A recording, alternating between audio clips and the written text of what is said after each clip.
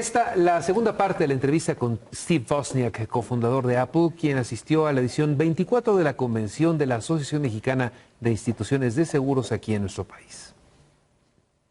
How do you see the content generation industry? Is it competitive enough? The content providers have always been some of the first people that want to get into technology, audio and video. And look, used to have a studio to make an album. Yeah. And I know a lot of top music artists, and they just generally, they just did it at home. How do you see this in the future, the future of the apps for using this technology? You know, so the apps are constantly changing. The categories of things that we do in life have pretty much been met by the hundreds of thousands of apps that are out there. Transportation, cars, trains, airplanes, hotels, this has all been done. Music, concerts, and events, and playing music, listening to my voice, health. Apps means that all the innovators, young people, can write apps. The trouble is there's way too many of them with the ability to write apps for the amount of money that they're going to make. Do you think there should be some kind of restrictions for the use of the internet, regulations for the contents?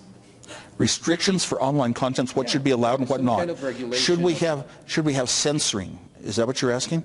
Yes. I've kind of always been, I don't believe in censoring. Even when I had my own children, I wasn't going to be the type of parent that says they can't get into these categories.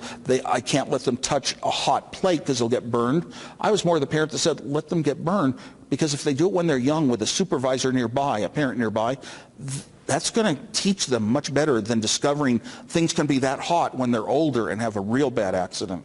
Now, when I went to China, Facebook didn't work. I had to use a VPN. I'm thinking, what the heck has Facebook got to do with any problem for China?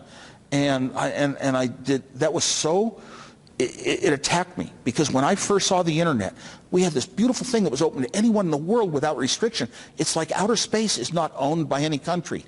What do you think about the privacy for the users of the networks, of the social networks, in regards of the needs of the governments for having information for dealing with crime? Well, I think you should have the option for levels of privacy that you want, even on the most social networks, and you probably do. It's very complicated to be sure you're totally protected, and you make mistakes when you're young.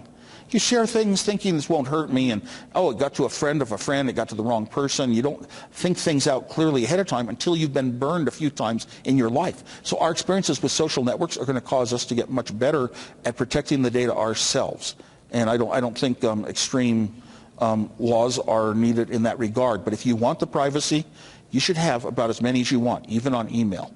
How close we are to see the next iPad, and I mean really not the next generation, but yes, how close we are to see the next gadget that really moves again the world, such as that one?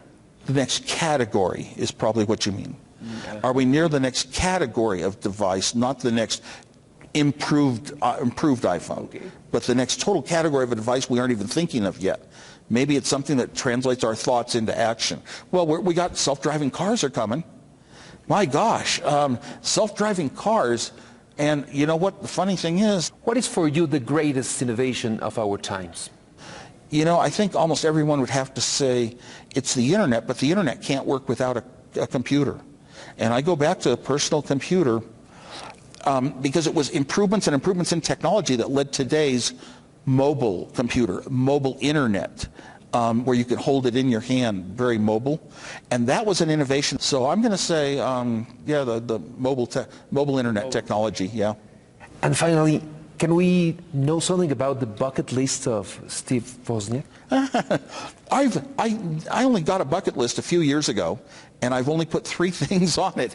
One of them is to renew my Spanish from about 27 years ago, and my other 2 bucket list items are to see Ayers Rock in Australia and to see the state of Tasmania in Australia. Okay, so... And don't ask me why, they're my bucket list. I don't really have reasons necessarily, they're just in my heart. I want to do. Steve, gracias por esta entrevista. Practica tu español. De nada.